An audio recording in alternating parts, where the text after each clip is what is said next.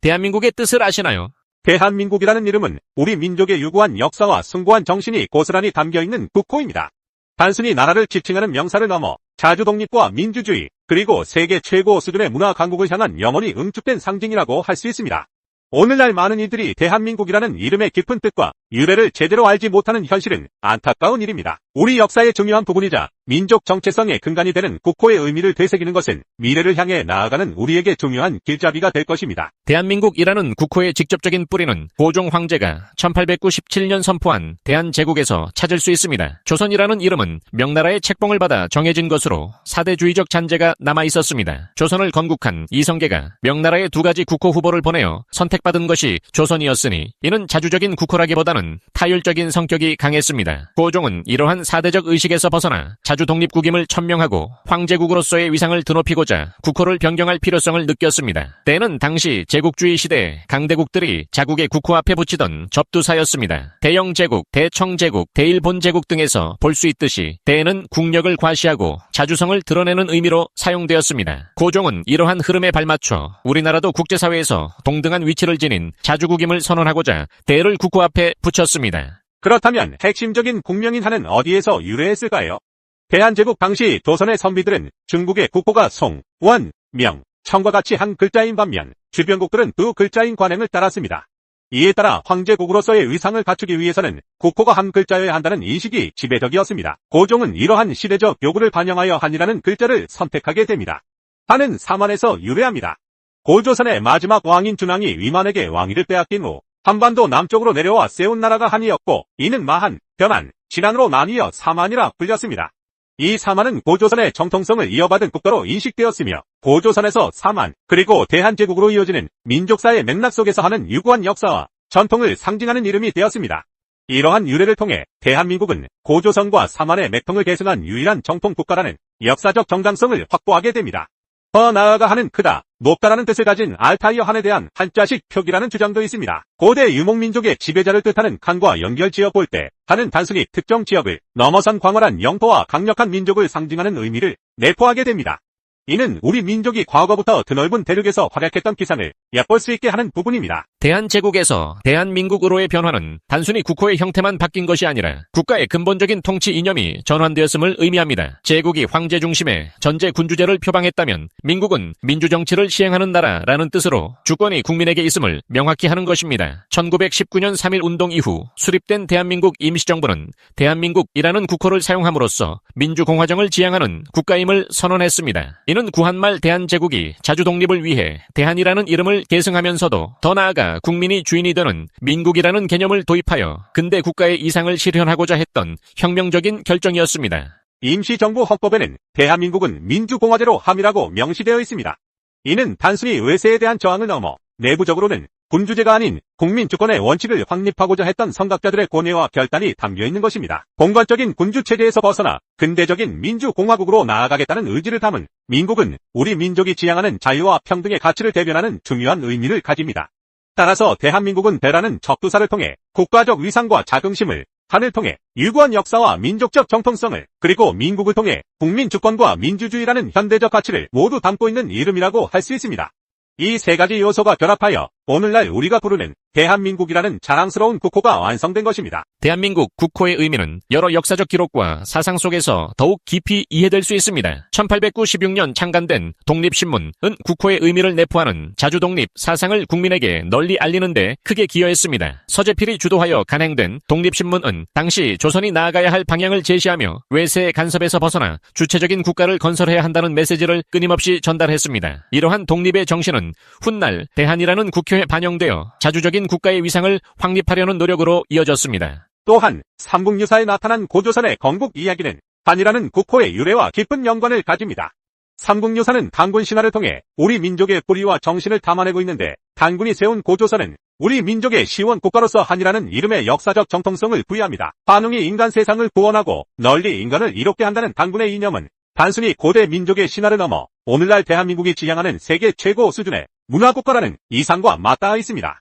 무력이 아닌 교화로서 다스리는 나라는 홍익인간, 정신의 현대적 재해석이라고 할 수 있습니다. 안창호 선생의 어록에서도 대한민국의 의미를 유추할 수 있습니다. 그는 민족의 주체성을 확립하고 국민 개개인의 역량을 키워야 한다고 강조했습니다. 그의 애국심과 교육에 대한 열정은 결국 국민이 국가의 주인이 되는 민국의 이상과 맞닿아 있으며 국민의 역량이 곧 국가의 역량이 되는 진정한 민주주의 국가를 꿈꿨던 것입니다. 이러한 성학자들의 헌신적인 노력이 있었기에 대한민국이라는 이름은 단순한 지리적 명칭을 넘어 우리 민족의 혼과 염원이 담긴 상징이 될 수 있었습니다. 오늘날 대한민국은 한강의 기적을 일구어내며 경제 강국으로 성장했고 K-팝, K-드라마 등으로 대표되는 한류는 전 세계를 열광시키며 문화 강국의 위상을 떨치고 있습니다.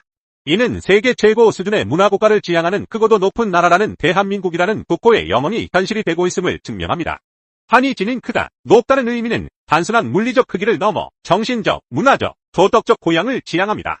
과거 사만이 비록 세계의 변방에 있는 작은 국가였지만 문화적으로는 중국과 동등한 수준이었다는 기록은 우리 민족의 무력이 아닌 문화적 역량과 교화로 세상을 이롭게 하려는 정신을 지니고 있었음을 보여줍니다. 이러한 민족적 DNA가 오늘날의 문화 강국 대한민국을 만들어낸 원동력이라고 할 수 있습니다. 이제 외국인들이 대한민국의 뜻이 무엇이냐고 묻는다면 우리는 당당하게 대답할 수 있습니다. 대한민국은 세계 최고 수준의 문화를 꽃피우고 인류 공동체에 기여하며 평화와 번영을 추구하는 크고도 높은 나라입니다. 이러한 자부심을 가지고 대한민국이라는 이름을 자랑스럽게 알린다면 외국인들은 우리 국민의 수준을 다시 보게 될 것입니다. 대한민국이라는 국호는 과거의 유산이자 현재의 자부심이며 미래를 향한 비전입니다. 이 이름이 지닌 깊은 의미를 되새기며 우리는 더욱 자랑스러운 대한민국을 만들어 나갈 책임과 의무가 있습니다. 우리 모두가 대한민국이라는 이름의 진정한 가치를 알고 자부심을 가질 때 우리는 비로소 세계 속에서 더욱 빛나는 존재가 될 것입니다.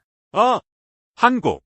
고소 고발 건수가 일본의 40배를 넘는 위대한 대한민국. 대한민국은 고소 고발의 홍수 속에 잠겨 있다. 연평균 약 50만 건의 고소 고발이 접수되는 현실은 단순한 법적 분쟁을 넘어 사회적 병리 현상을 드러낸다. 인구 대비 고소 고발 건수가 일본의 40배를 넘는다는 통계는 이러한 문제의 심각성을 여실히 보여준다. 2022년 기준으로 국내에서 접수된 고소 사건은 35만 7,612건으로 전년 대비 10.9% 증가했다. 그러나 이 중 실제 기소로 이어진 비율은 23.6%에 불과하다. 이는 10건 중 2건만이 기소되고 나머지는 불기소 처분되었음을 의미한다. 이러한 낮은 기소율은 무분별한 고소고발이 얼마나 많은지를 반증한다. 특히 직권남용 혐의로 접수된 고소고발 사건은 2024년 상반기에만 26,986건에 달해 전년도 전체 규모와 맞먹는 수준이다. 그러나 이 중 실제 기소된 사례는 단 3건으로 기소율이 0.01%에 불과하다.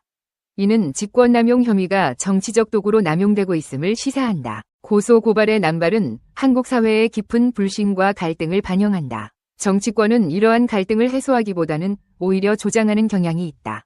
선거철마다 국민 통합을 외치지만 정작 권력을 잡으면 계층 세대 지역 간 갈등을 증폭시킨다.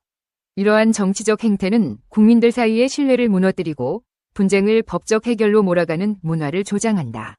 또한 국회의 과잉 입법도 문제를 심화시킨다. 사건이 발생할 때마다 여론에 휩쓸려 급조된 법안들이 쏟아지면서 법체계의 정합성이나 예산 등을 고려하지 않은 졸속 입법이 이루어진다. 이러한 법안들은 사회적 갈등을 줄이기보다는 오히려 증폭시키는 결과를 낳는다. 무분별한 고소 고발은 사회적 비용을 증가시키고 사법 시스템의 효율성을 저하시킨다. 경찰청에 따르면 2016년부터 2020년까지 접수된 고소 고발 사건의 기소 의견 송치율은 29%에 불과하다.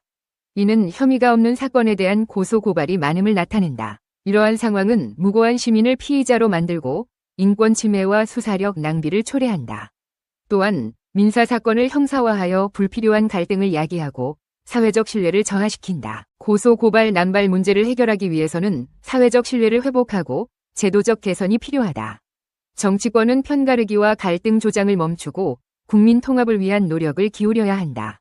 또한 무분별한 고소 고발을 방지하기 위한 법적 장치를 마련해야 한다. 예를 들어 영국은 부당한 소송을 금지하는 법제를 도입하여 합리적 근거 없이 반복적으로 소송을 제기하는 경우 절차 금지 명령을 내릴 수 있도록 하고 있다. 이러한 제도를 참고하여 한국에서도 고소 고발의 남용을 방지할 수 있는 방안을 마련해야 한다. 또한 경찰과 검찰은 고소고발 사건의 처리 절차를 개선하여 무분별한 고소고발로 인한 인권 침해와 수사력 낭비를 방지해야 한다. 이를 위해 고소고발 사건의 접수 및 처리 절차를 개선하고 불필요한 사건에 대한 각하 처분을 신속하게 진행할 수 있는 지침을 마련해야 한다. 마지막으로 국민들은 분쟁 해결에 있어 대화와 타협을 우선시하고 법적 절차에 의존하는 문화를 개선해야 한다.